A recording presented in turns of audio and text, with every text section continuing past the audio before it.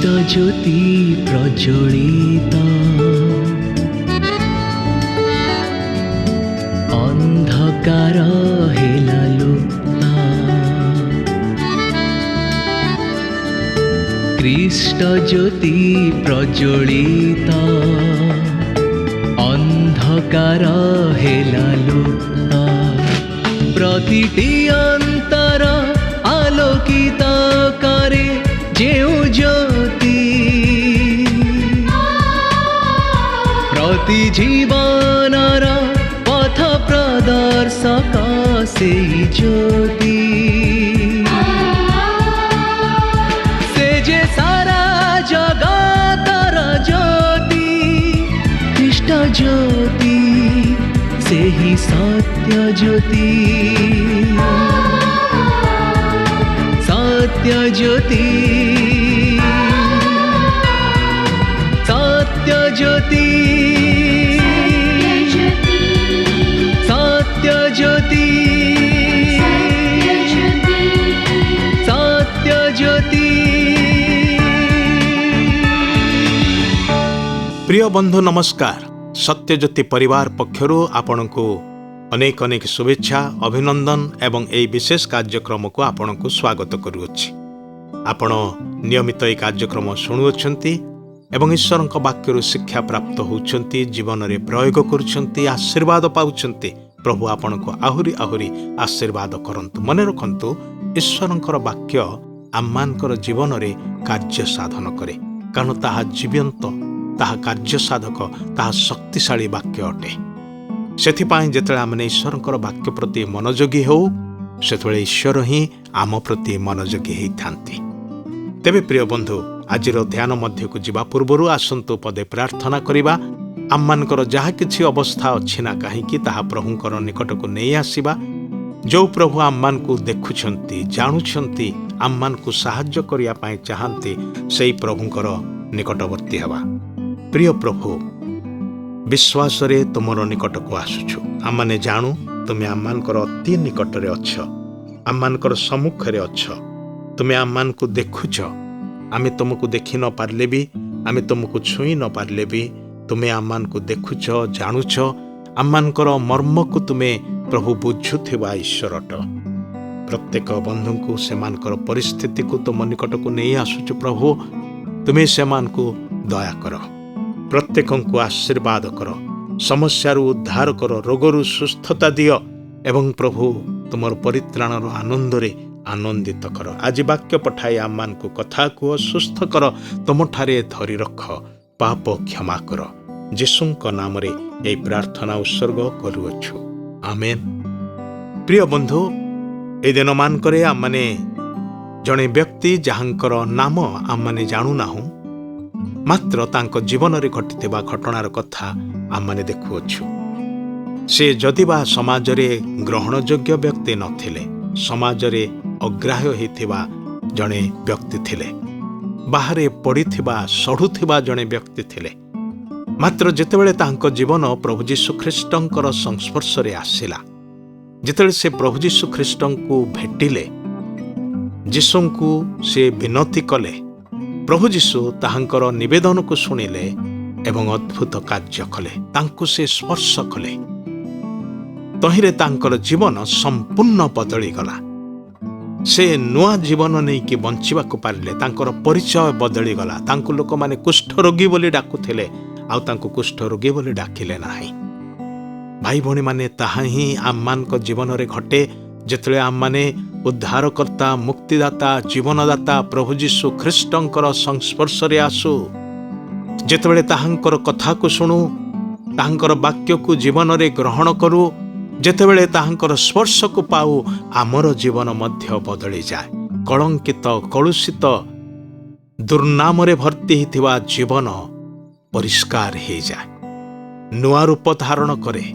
वाक्य रे गोटे कथा लेखा अछि एणु जदि केही ख्रीष्टंक ठारे अछि ताहांक ठारे विश्वास रे अछि से नुआ सृष्टि होइछि तार पुराना विषय सब लोप पाई अछि सब किछि तार बदली जाइछि। प्रकृत रूपांतरणर कार्य प्रभु यीशु करिथान्ते। ଈଶ୍ୱରଙ୍କର ଆତ୍ମା କରିଥାନ୍ତି, ତାହାଙ୍କ ବାକ୍ୟ ଦ୍ୱାରା ସେ କରନ୍ତି। ଆଉ ଏ କୁଷ୍ଠ ରୋଗୀ ସମ୍ପୂର୍ଣ୍ଣ ରୂପେ ବଦଳିଗଲା। ତା ଜୀବନରେ ଗୋଟିଏ ସାକ୍ଷ୍ୟ ସେ ପାଇଲା। କ'ଣ ସାକ୍ଷ୍ୟ? ମୋର ଅବସ୍ଥା ଏ ପ୍ରକାର ଥିଲା, କିନ୍ତୁ ଏବେ ମୁଁ ସେଥିରୁ ମୁକ୍ତ ଅଟେ। ମୁଁ ରୋଗୀ ଥିଲି, ଏବେ ସୁସ୍ଥ ହେଇଛି। ମୁଁ ଅଶୁଚି ଥିଲି, ମଳିନ ଥିଲି, ଏବେ ମୁଁ ଶୁଚି ଏବଂ ପରିଷ୍କାର ହେଇଛି। ମୁଁ ଅଛୁଆଁ ଥିଲି, ମୋତେ ପ୍ରଭୁ ଛୁଇଁଲେ। ମୋତେ ଘରୁ ଲୋକମାନେ ବାହାର କରିଦେଇଥିଲେ, ଏବେ ମୁଁ ସମସ୍ତଙ୍କର ଆଦରଣୀୟ ହେଇଛି। ଭାଇ ଭଉଣୀମାନେ, ପରିବର୍ତ୍ତନ, ଅଦ୍ଭୁତ ପରିବର୍ତ୍ତନ। କିନ୍ତୁ କେମିତି ହେଲା? ଯେତେବେଳେ ସେ ବ୍ୟକ୍ତି ଯୀଶୁଙ୍କର ସଂସ୍ପର୍ଶରେ ଆସିଲେ, ସେତେବେଳେ ଜୀବନରେ ଗୋଟିଏ ସାକ୍ଷ୍ୟ ପାଇଲେ। ଆପଣଙ୍କର ଜୀବନ ଯେତେବେଳେ ଈଶ୍ୱରଙ୍କର ସଂସ୍ପର୍ଶରେ ଆସେ, ସେତେବେଳେ ଆପଣଙ୍କ ଜୀବନରେ ଗୋଟିଏ ସାକ୍ଷ୍ୟର ପୃଷ୍ଠା ଖୋଲିଯାଏ।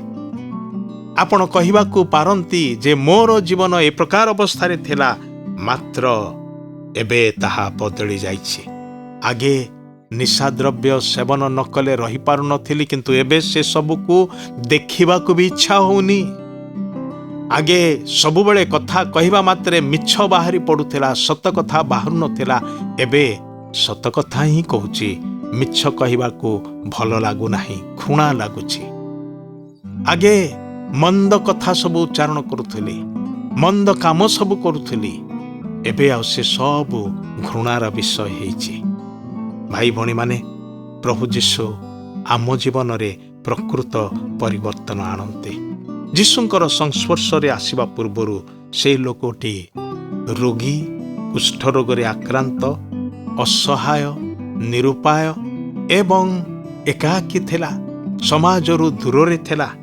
କିନ୍ତୁ ଯେଉଁ ମୁହୂର୍ତ୍ତରେ ଯୀଶୁଙ୍କର ସ୍ପର୍ଶ ପାଇଲା, ଯେଉଁ ମୁହୂର୍ତ୍ତରେ ଯୀଶୁଙ୍କୁ ଭେଟିଲା, ତାର ଜୀବନ ବଦଳିଗଲା।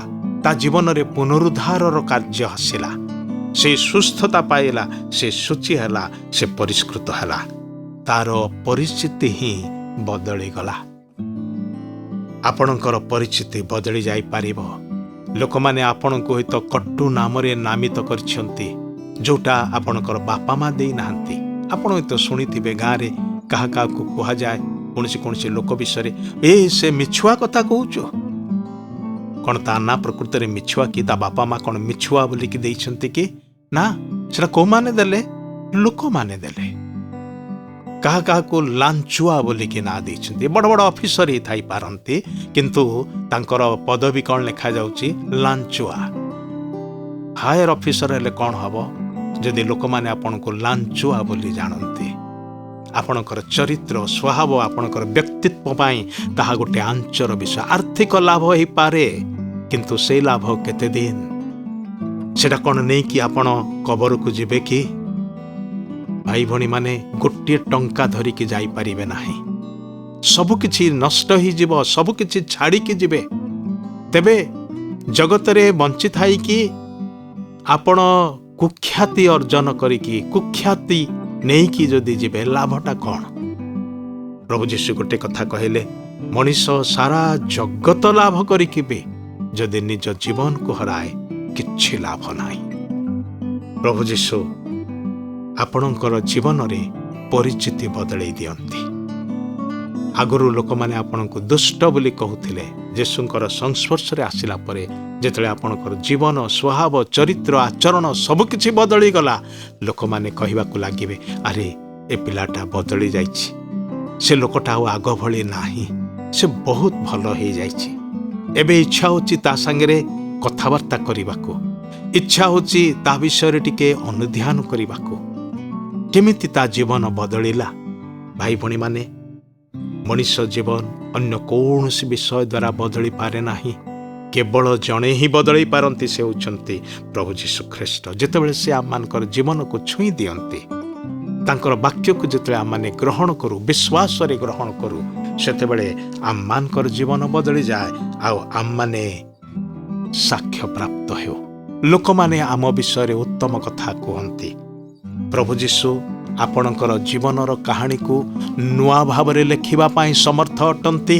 ତାଙ୍କଠାରେ ବିଶ୍ୱାସ କରିବେ କି? ତାଙ୍କଠାରେ ନିଜ ଜୀବନକୁ ସମର୍ପଣ କରିବେ କି? ଆସନ୍ତୁ ପ୍ରାର୍ଥନା କରିବା। ସେଇ ପ୍ରଭୁ ଯାହା ସେଦିନ ସେ କୁଷ୍ଠି ଲୋକର ଜୀବନରେ କରିବା ପାଇଁ ସମର୍ଥ ଥିଲେ, ଆଜି ସେଇ ପ୍ରଭୁ ଜୀବିତ ଅଛନ୍ତି। ସେ ବଦଳି ଯାଇନାହାନ୍ତି, ସେ ଦୁର୍ବଳ ହୋଇ ପଡ଼ିନାହାନ୍ତି। 2000 ବର୍ଷରୁ ଅଧିକ ହେଲାଣି ସେ ଘଟଣା ଘଟି, ମାତ୍ର ସେଇ ପ୍ରଭୁ ଆଜି ବି ଆମ ନିକଟରେ, ଆମ ସମ୍ମୁଖରେ। ତାଙ୍କଠାରେ ବିଶ୍ୱାସରେ ନିଜ ଜୀବନକୁ ସମର୍ପି ଦିଅନ୍ତୁ ଆଉ କୁହନ୍ତୁ, ହେ ପ୍ରଭୁ, ତୁମର ଅନୁଗ୍ରହର ହସ୍ତକ୍ଷେପ ମୋ ଜୀବନରେ ଆବଶ୍ୟକ ଅଛି।